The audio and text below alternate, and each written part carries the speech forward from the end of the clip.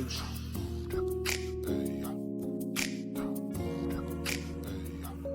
You are now tuned in to another episode of Bourbon and Books, the Game Recognized Game podcast with RLJ and Kev.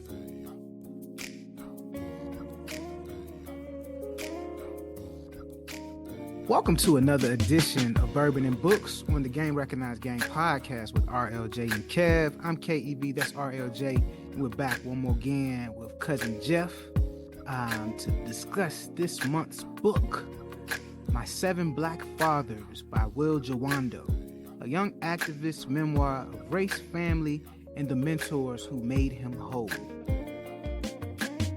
2022 autobiography by Will Jawando, which honestly, fellas, I'm kind of glad we settled on this book for a myriad of reasons beyond the fatherhood standpoint.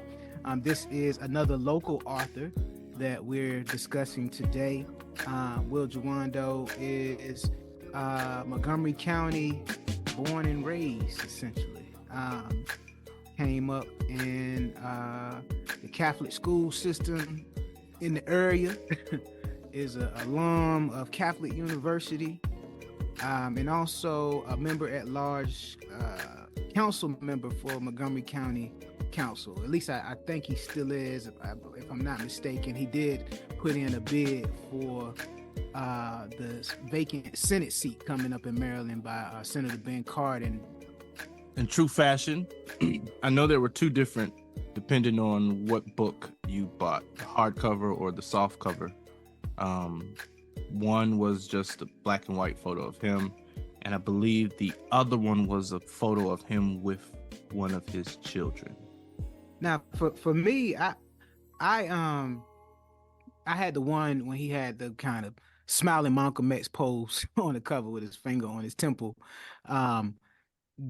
Didn't know that he had this. He was gonna have the story that he was gonna have based on the cover. You know, I just thought he was a brother with, an African name, and so I'm figuring, okay. But I didn't know it was very Obama-esque, if you will, in terms of his background and some of the content of the book that was discussed. And so, I think that caught me off guard because, he didn't look like he would have a story of someone who was really struggling with identity, but there were several different tracks of identity that he struggled with throughout the book. And so I would have never gained that from the picture on the cover. Yeah, I'm gonna have to agree. The photo was very LinkedIn-esque. To be to be honest, the cover kind of looked like something that had been produced. No shade, but like that he printed at Vistaprint or something to that extent.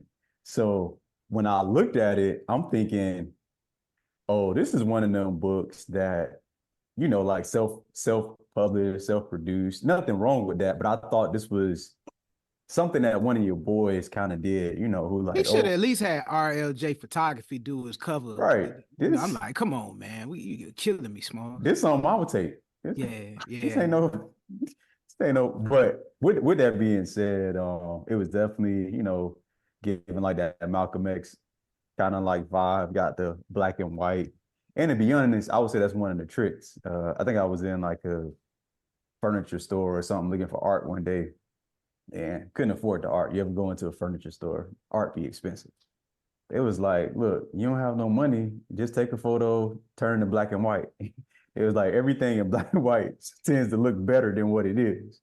So I feel like one of his friends probably took this photo and didn't come out probably great. They said, let's go with the black and white version. And you gotta make it happen, when the money tight. But yeah, I did not foresee or I didn't think like the book would be the way that it presented itself given what was on this cover. I would agree. I'm thinking of coach from Georgetown. What's his name? Oh, John Thompson? John Thompson. Mm-hmm. I was saying John, I couldn't get Thompson out. I'm thinking of his book cover, right? His was black and white, but it was an action shot. Mm-hmm. This one was like, it was, you said LinkedIn-esque. That's funny, shady, but funny. But that's true, right? When you look at it, Yeah. it looks like, oh, let me tell you about my life story. And by the look of the cover, it looks as if it's going to be a feel-good read. Right? Like, my challenges, they're going to be small. I'm going to tell you how I overcame them. And like, this is where I've arrived. I've had some good days. Sorry, that's what I thought about. But to your point, yeah, no, like chapter 1. Oh shit, Yeah, off right? the rip. Yeah, like Yeah, off the like rip. it's like, Yeah. oh, like, and I chuckled. I listened on Audible, but I also followed along with the actual hardcover when I was home. Um, and I did look at the cover. Like after I would finish a chapter, I would just look at the cover and be like, hmm, Never judge a book by its cover, huh? true, Mm. right? Yeah, that's True. real. So once you opened the book and started to go in, what did you think about the story that he shared with us? Well, I think at first glance, I thought it was dope. How each chapter was named after one of the fathers that he pulled from. Like I thought that was slick. And then one of the chapters was Wayne Holmes by the coach. So I was like, of course, I was hyping that chapter. But I thought like, wow, who are these names? And like, okay, well, because a chapter is typically based on like a theme, but the person's name was essentially the theme of the chapter as you read through the book. And so um I thought that was interesting. But it made me want to know more about the names or the story behind the name, even if it wasn't as obvious in some chapters juxtaposed to others. And so for me, he kind of opens up around this introduction. He's talking about a friend that was deceased and got killed with gun violence. And the friend, even though the friend didn't have a chapter dedicated to him, he pulled like leadership slash father like qualities from the friend because the friend was a little bit more advanced than he was in the streets, but also on the basketball court, and kind of took him under his wing like most of the men in the chapters that follow, right? And so one of the pieces that kind of struck a chord in me in the opening chapter, and he was kind of talking about a social studies that was done by the IRS, and the study was done with between 78 and 1978 and 1983 around the black male presence of young boys in America at that time. They kind of did like an analysis of 20 million individuals, and the kind of gist of it was that the black boys that were successful or were able to advance economically, according to some of this IRS data, that were born between 1978 and 1983, they were in the top 1% of this 20 million person population if a black male presence was in their life, in the household, black father, etc. And that rung a bell with me just because that's my era. You know what I'm saying? Like I was born in 1980, and I could see how that has occurred in comparison to like myself and some other friends that maybe didn't have a male figure that in the household or even access to a male figure. I think it was more so about access to a black male figure in their lives. And so he's kind of breaking down some of this systemic data in the intro chapter. And so now it gets me kind of even more intrigued as far as the subsequent chapters that came afterwards, as far as like, all right, well, what did he pull from these individuals that would have led to that level of success or upward social mobility that obviously he achieved just based on his own career accomplishments or whatever. But I don't know, man. It was wild because all of the people that he referenced in each chapter were vastly different. Starting off with his stepfather in the first chapter, um, Mr. Williams, he didn't even have Mr. Williams' first name. And I thought that was kind of wild. Like, you dedicated a chapter in your book to this like fourth, fifth grade teacher. You never saw him again after the fourth grade, and he imparted something in you that was so significant that you would dedicate a whole chapter to him in a book called My Seven Black Fathers. And you ain't even know his first name. You had never seen him again. But he kind of said some of the principles that he kind of adopted in his own life and professional life, just treating people how you want to be treated, being respectful of all people, and treating everyone with the level of grace and class. Like, he got that from a teacher and ain't even know his first name. So I just thought that was kind of wild because, all right, well, and then I kind of went back because I listened to it on Audible and I bought a paperback, and I went back and kind of looked at the timing of each chapter. And it wasn't like Mr. Williams' chapter was 20 minutes long. Like, the chapter, if it was read, it's about a damn near an hour long. And so I'm just thinking, like, the significance of this person in your life that, he gave you a tie. Right. He looked after, he was the first and only black male teacher he ever had.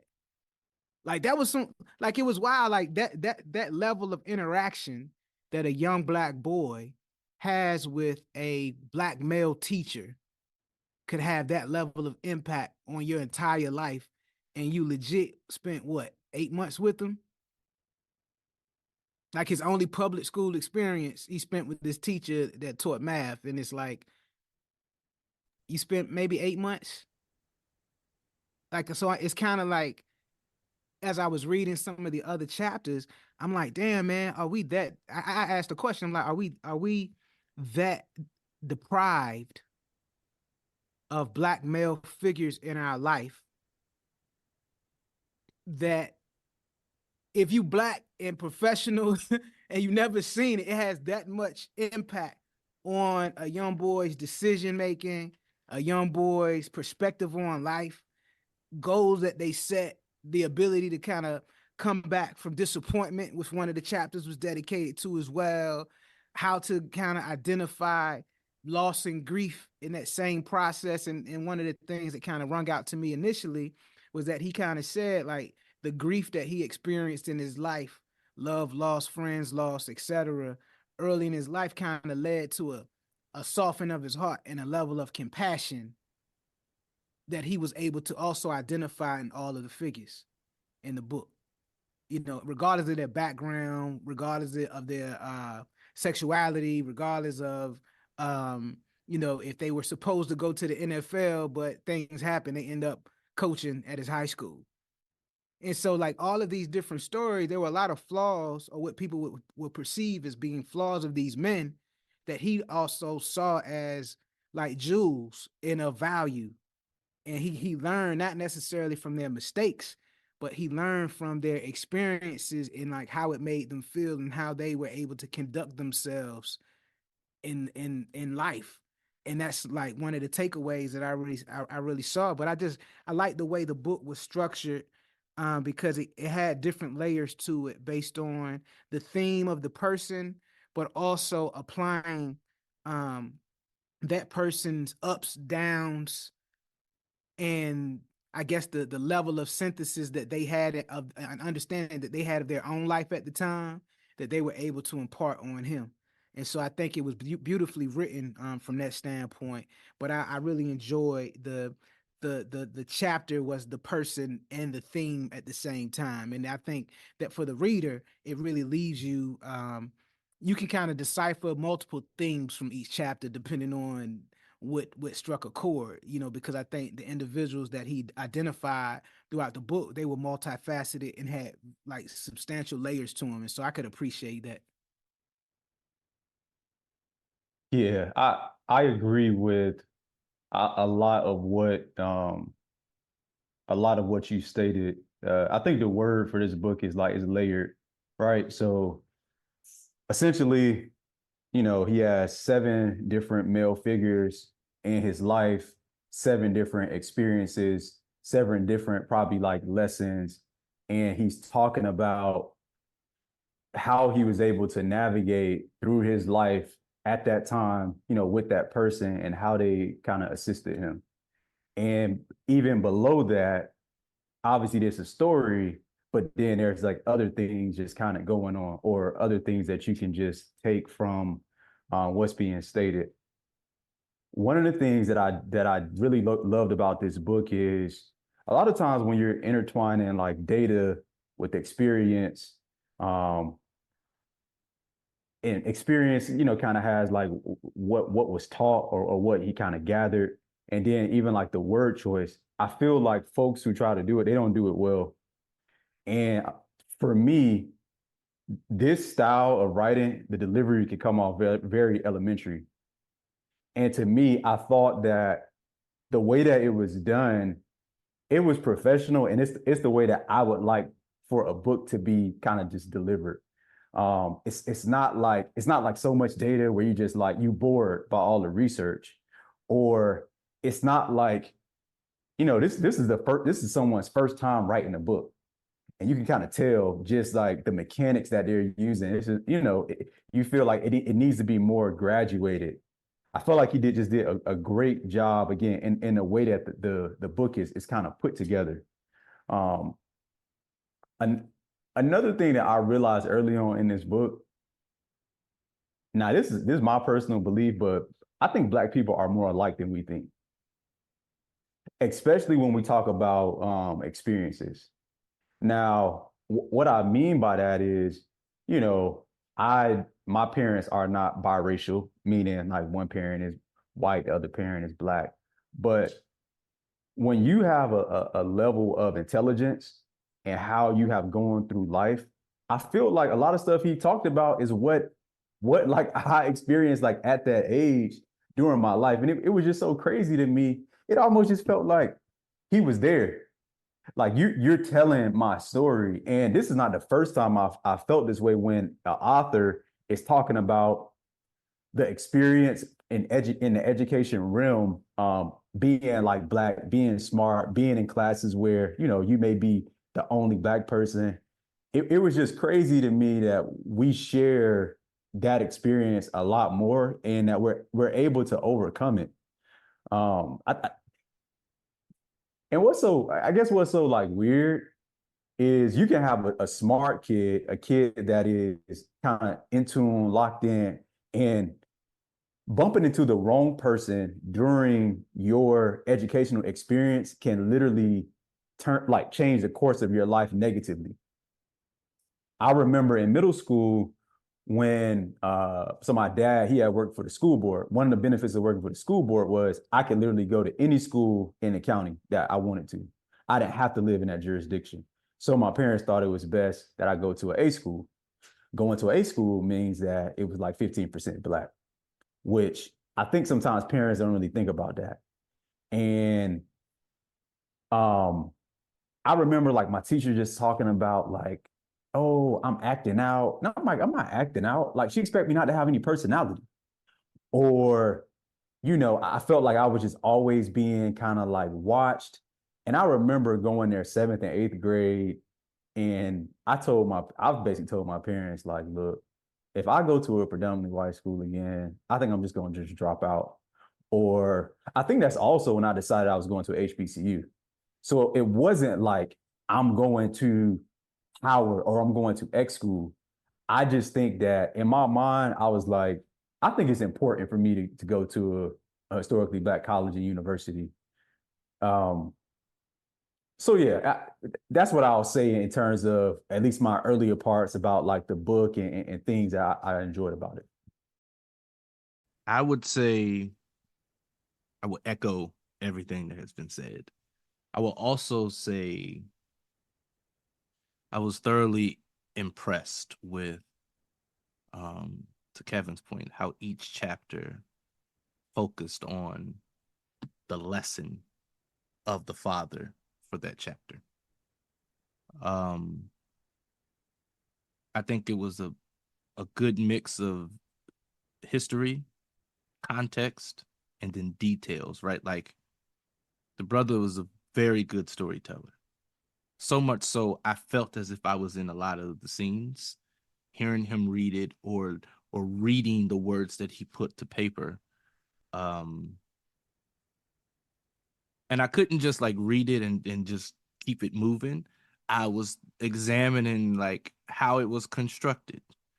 And one thing that I thought was pretty dope was that going back to teacher that didn't have a first name, it was one lesson that he shared, but there was a lesson that wasn't necessarily written. This man was consistent. He wasn't getting consistency at home. And other than the lessons that, you know, he noted within the chapter, there were some characteristics and just embodiment of what an upstanding man should be. And he saw that in his teacher. He was consistent. He talked about how he was always dressed a certain way and how he always reminded us to do things a certain way. Like, and so I was really intrigued, and I reflected on the lesson, like the main idea of the chapter per se. And it was something that was really simple, but it also changed the trajectory of his thinking and his life. As they moved around a lot, what would his life have been like had he had not been at that school with that teacher? Right. And I've been having this conversation with people, you know, when death happens, you know, you become a deep philosopher. And you think about, like, for instance, Jeff, if you last minute decided to go to fam, how different would your life have been? Stay on mute. I see your face. Stay on mute.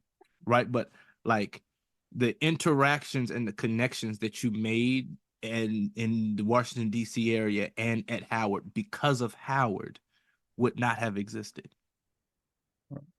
Right. And so you think about those small decisions and how those small decisions open up pathways of promise that you probably never would have imagined. And then it's like, man, what if I decided not to go here? What if I would have decided not to, right? Like I was thinking, right, you know, like I said, became a real deep philosopher over the past couple months. I'm like, had I not majored in what I majored in, I wouldn't have been exposed to certain people that exposed me to certain opportunities. And chances are I would have never crossed paths with you two. Mm-hmm. And so as I was listening and reading and reflecting on the words and just the story that he shared with us, some of these lessons to others could seem real minuscule. But it was like he probably had more than 7 Black fathers. I'm right? sure. But it was like these things, like, yeah, he gave me a tie. And the part in that chapter that really stuck with me was like, and I never saw him again after that. And I was like, whoo. To Kevin's point, like someone had that much of an impact. I don't even know the man's name, but I'm going to pay homage to him. Mm-hmm. And I'm taking him with me wherever I go. I remember Maya Angelou was giving a speech, and before she started talking, she started like pushing stuff out of the way, and people were looking at her like she was crazy. And then she later explained that I was making room for my ancestors, right? The people that I carry with me. And so I thought of that when he shared with him, like, yeah, I'm taking this with me. And I think of him often, and I'm just like, this individual, 8 months of interaction. But when you think of how much time really was he exposed to this individual for 5 days a week, he was going with the expectation that I'm going to interact with this individual and he's going to give me what I need. And then I examined the life outside of the school, right? Listening to the story that he shared, what was happening at home, what was happening with his parents and different relationships and with his friends. That's what I could really appreciate, because he didn't just say, oh, this was the Black father, this was the lesson, and we moving on. He's like, no, this is why this lesson was so important, because everything else that was happening, he knew in that class, in those moments, he could have consistency, right? He had a Black man that was concerned about him, that poured into him. He knew, if I'm not getting it anywhere else, I'm gonna get it here. And to Kevin's point, thinking about, like, man, who was my first Black teacher? And then I remembered, I was like, he was a substitute. And then it was a First PE Black teacher. male teacher. Yeah, first Black male teacher.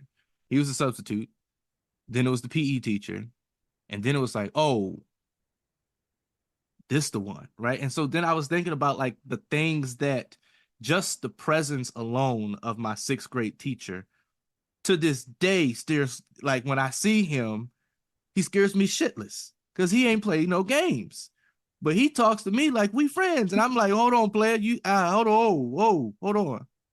Right. And then, like, knowing how my family was connected to his family and, like, everybody knew each other, I'm still scared shitless of it. Mr. Mack, if you're listening to this, I'm still scared of you. Right. Like, he ain't playing no games. And so I shared with somebody, I was like, yo, I saw Mr. Mack the other day. They instantly was like, like, but I can relate to him carrying that teacher with him, because I started to think, like, yo, when I went on to the 7th grade, I'm acting out in the hallway, and I'm like, yo, if Mr. Matt come around this hallway, like, I'm done.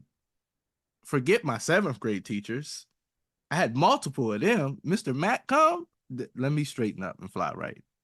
And so I think about those moments, and then the way he eloquently exuded his honor and homage to these individuals, it was impeccable, bro. Like, I thoroughly appreciated the book, almost so I'm kind of wishing there were, like, at least 4 more Black fathers that he could share with us, because it was like, the book is over, but, like, give me more. Or maybe write another book to tell me how all of those have all influenced the father that you are in your children's lives. Well, I guess that's something that he kind of alluded to throughout the book, is this concept that, in order to be a mentor, it doesn't necessarily mean that person is, like, involved in, like, your day-to-day life. Mm-hmm. It could be something that person gave you in that time or that season that you really needed. And, like, to your point, Ronald, I think all of the men in the book that he wrote about, like, even his father, his biological father, I mean, he was consistent in his inconsistencies. Mm-hmm. To a point, right? But it was still a level of consistency. Yeah. That, because he never said he never saw him. You know what I mean? He said he was hating a little bit and his pride was in the way, but he never said, oh, I never went to Roy Rogers with them. You know what I mean? So and so even in that space, it was a level of consistency. Or President Obama showing him love and, like, just caring about him and asking about him. There was a level of consistency from the president, the president of the United States, which is wild to me. Like, you shooting hoops with the dude, to your mom's coworker, Jay Fletcher, who's a gay man, but the dude, like, gives it to you straight, is consistent in your life, and basically opens up a level of culture to you, like taking them to shows and museums and having, like, adult conversations with him about, the conversation they had about God. And he said, yeah, if you don't believe in God, that means you're going to hell. And it said, and the dude kind of retorts back. He said, well, they say that if you are judging someone else's sin, isn't that a sin as well? And he kind of get quiet. He's like, well, you going to hell too. and Will runs through the office like, Mom, Jay says I'm going to hell. You know what I'm saying? But like having, like, legit adult conversations with him but it was consistent. And I really appreciated, I guess the one takeaway from the joint is kind of like that level of consistency is vitally important in a young boy's life, man. And it ain't really nothing to play with. One of the things that I wanted to say earlier too, when it comes to fatherhood and when it comes to mentorship, this is kind of the mindset I've always looked at it from, meaning I never thought like I'm going to be able to get all I need from one mentor, or I'm not going to be able to get all of the tools that I need to be a great father one day. Like I just knew if there were going to have to be multiple people in my life that display, all the things that are needed. And honestly, I think when we look at it, we all have like 7 fathers, if not more, throughout the course of our lives, who has deposited, something within us. This story, as you all were talking about it, it actually reminded me a little bit of Quinta Brunson, who started the show Abbott Elementary. She talked about the impact of, having a Black teacher, and I think it's just so impactful when you have like a Black person like leading you. To their point, I think one thing that how the book was saying, it's certain things you ain't gonna do around Black folk. Like you ain't just gonna be acting all crazy, or you like, cause like if they call your parent, it's gonna be a different conversation. It ain't gonna just be on a teacher mode. It's gonna be like your aunt, or it may be like a stepmom or anything to that that extent. So one of the questions that I have for you all, based off of the 7 fathers that he identified, and I know it's hard to say like who had the most impact, but in your opinion, who do you think played probably the biggest role in his development, like as a man? Oh, that's cold, man. That's cold. I mean, for real, I think it would be easy to say his stepfather, right? Because his stepfather, Joseph Jacob, he came in during a time in his life where, his father, I ain't gonna say he abandoned the family, but his biological father was in another place. And he kind of gave him that level of consistency that Ronald mentioned at a very pivotal time in his life. And he gave it to him from the Black American perspective, right? You know what I'm saying? Because his father is from Nigeria, and one of the kind of pieces that his father struggled with was like coming to America, getting a degree in computer science, and thinking like, oh, America is the land of this great place. It's all about meritocracy. But what he found out was it's meritocracy for some, not for others, definitely not for me. And there was like a level of resentment because he ended up marrying this white woman from Kansas. And the white woman from Kansas that had his son is kind of moving and shaking within her lane and profession. And I think part of the resentment that drove him away was like seeing America for what it was in your own household and really, your heart hardened. And I think Joseph, he came in and loved on him when he needed to. You know what I'm saying? He was basically kind of rejected from his father a little bit, man. And this dude comes in, loves his mom, loves him, wants to spend time with him, talks to him about old school DC, takes him to the barber shop to get his first real haircut. Like pivotal stuff that you would hope that a Black boy can experience. Your dad taking you to the barber shop and giving you the talk, like, what happens in the barbershop stays in the barbershop. You know what I mean? And, or the dad takes him in, shouts the barber by name and tell him hook him up. It's like it's something that's very, very basic, but that it means a lot. And the fact that this guy that was really a coworker of his mother, just automatically took a liking to him.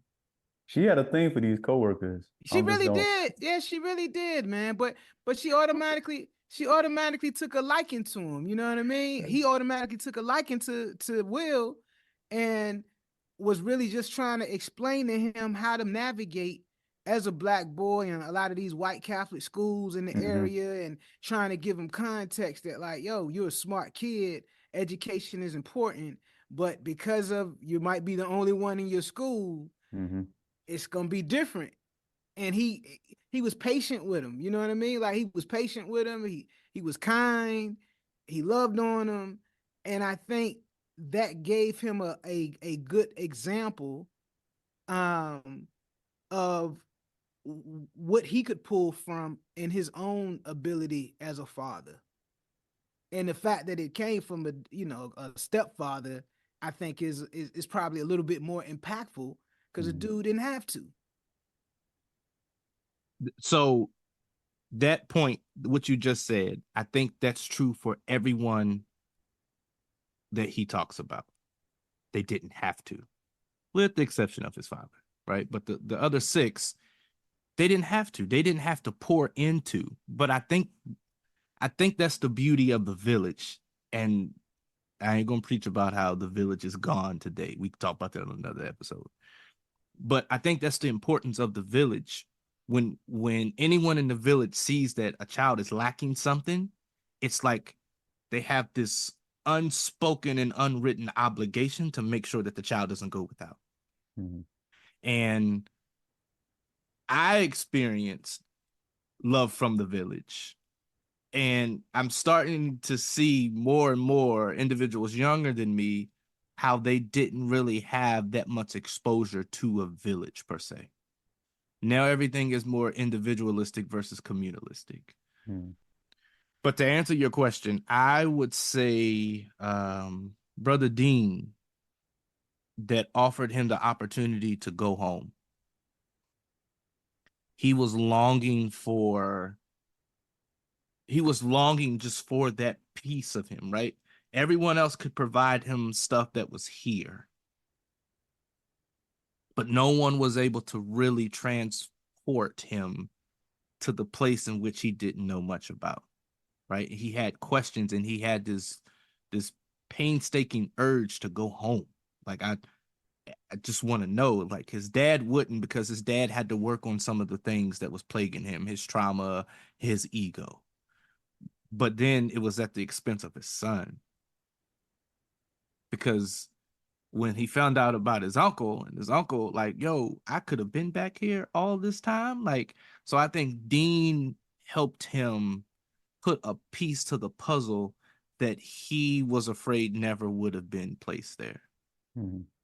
And I also think it was because um, of Dean that he was able to strengthen the relationship with his father towards the end of his life. Mm-hmm. Like if that, I could just be speculating, but if that piece wasn't added,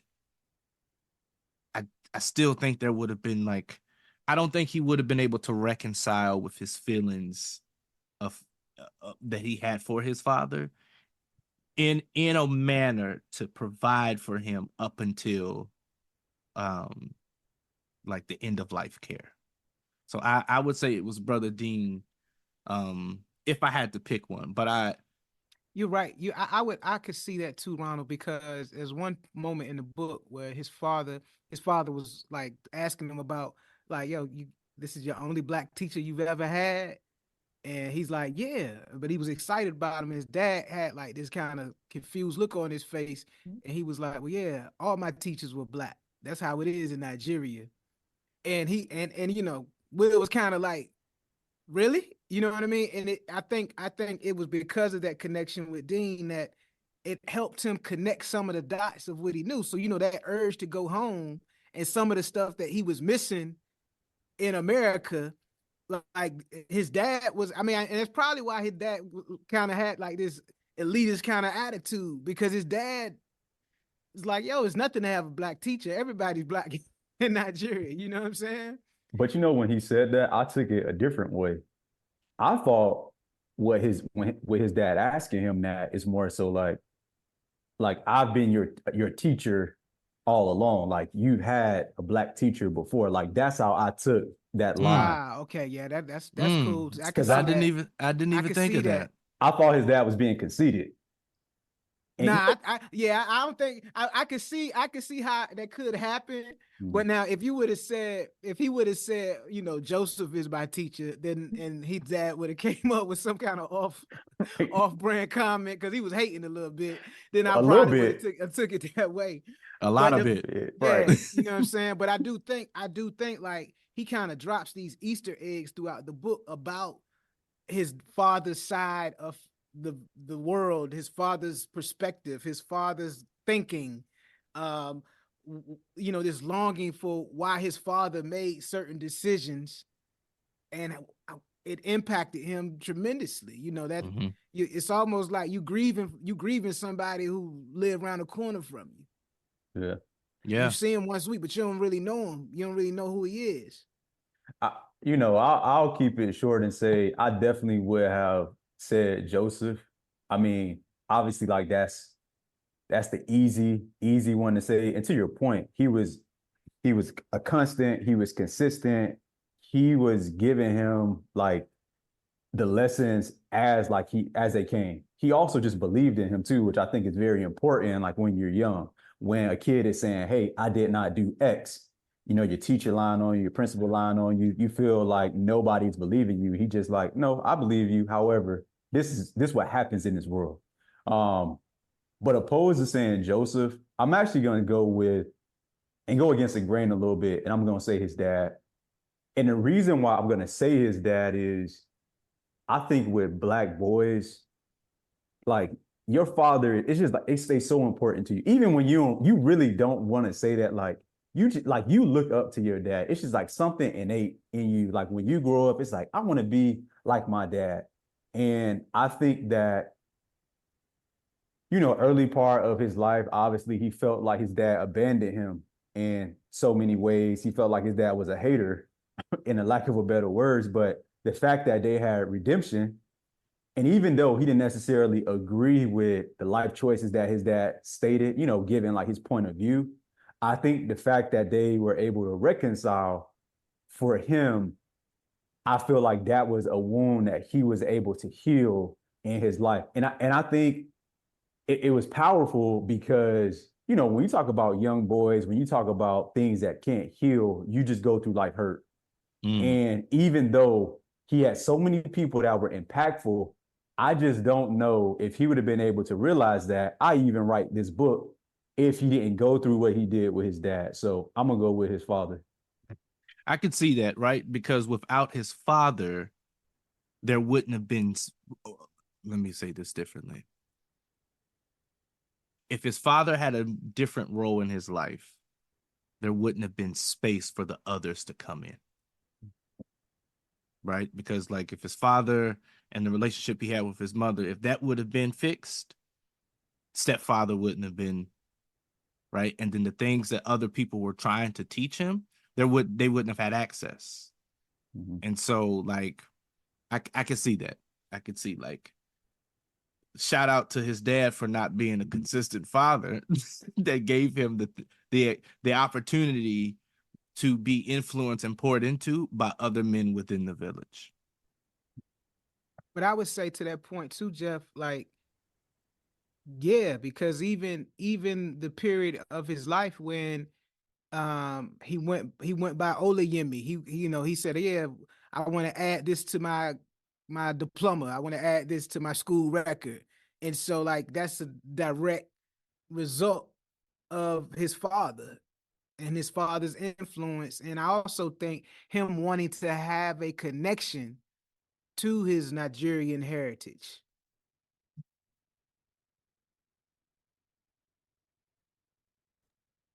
So we've come to the point of the episode where we have to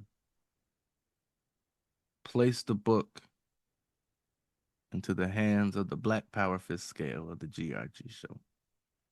So what say ye?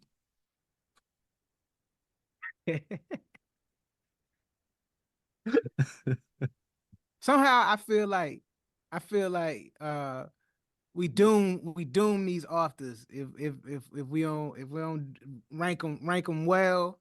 But I ain't gonna lie, man. The last few joints we done read have been worthy, man. I agree. I'm gonna give it 5 fists, man. I enjoyed the stories. I enjoyed the connection. I enjoyed the fact that it was, yeah, you could say it was his autobiography, but it was really a biography of how black men can just be and be of influence and be of service. You know what I mean? And so I really enjoyed the book thoroughly. So I'm gonna give it 5 fists. I'm also just gonna say I think we starting off this year strong. I mean, we have read some great books and books that I would actually go back and read again. Yeah. Facts. And I usually I don't say that. I finish a book, done with that.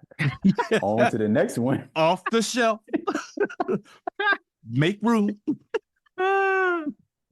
This, yeah, obviously it's about his life, but like I wouldn't put this in the autobiography kind of section. I think this book, it speaks to a number of things, but you know, obviously fatherhood, and I want to say like, if you are currently a black father or you will be soon, I think this is a great book to read. But also too, just like a mentor or a leader, I think it's also impactful because it shows how you can have an impact on someone's life and not be there every single day. Like things that you can do, whether it's through your vote, whether it's through your advocacy, whether it's through mentoring. It's a good book. And I think he speaks on things that are very simple, but it allows people to like, oh, I never like thought about it from that mindset. One of the lines from the book, it was a few that I really liked, but he says, I know that if I can be whole, my community can be healed. So when we talk about black men, I do think like, matter of fact, the crime in DC right now, I think if black men were healed, it would be like less crime. I really do. I think the two things are, tied to each other. Yeah, it's so many great things I can say about this book. I definitely would say like folks should read this book. I should give points off for this cover though, because this cover will throw you off. Here we go. The cover will throw you off. I mean, his wife went to Hampton, not Howard, right? Now, His wife went to Hampton. His wife went to Hampton, right? She didn't go to Howard. Oh, I must have. Right? Oh, yeah. His wife went to Hampton. I was like, man, it makes sense. He got busy with the Howard NAACP. It makes sense, man. Like, give him a little grace, Look, it all makes sense. How he leveraged Howard NAACP to start NAACP chapter at Catholic, man. Get a brother a break. It all makes sense. He trying. But no, with that said, I definitely give this 5 fists. Yeah, it was a 5. It was a 5 when I first started the book. I was like, oh, yeah, like I don't know what you're going to do to make me take away the 5 after this, but like it's a 5.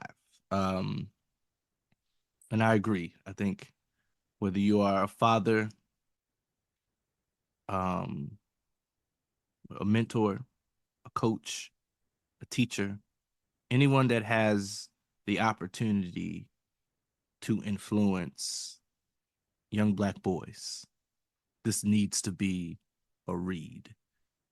And it needs to be shared and discussed. And yeah, man, I think we said everything that we need to say other than go get the book and read it. It's 5 for us. Kev and Cousin Jeff. 5. It has been written. 5 it is, man. Back to back, like the Miami Heat. My 7 Black Fathers by Will Jawando, a young activist's memoir of race, family, and the mentors who made him whole. Receives a 5 fists on the Black Power Fist reading scale for the GRG show, Bourbon and Books edition. You've just witnessed another edition of Bourbon and Books on the Game Recognized Game podcast with RLJ and Kev, along with our dear cousin Jeff. Until next time, keep reading and be light. Be light. Oh, I guess you didn't want to say nothing, Jeff. I didn't. He didn't want to jump in this time. Normally, he tries to jump in before it. It's all right. It's all right. I'm trying to do something different, you know. Okay, got it. There we go again. Here we go.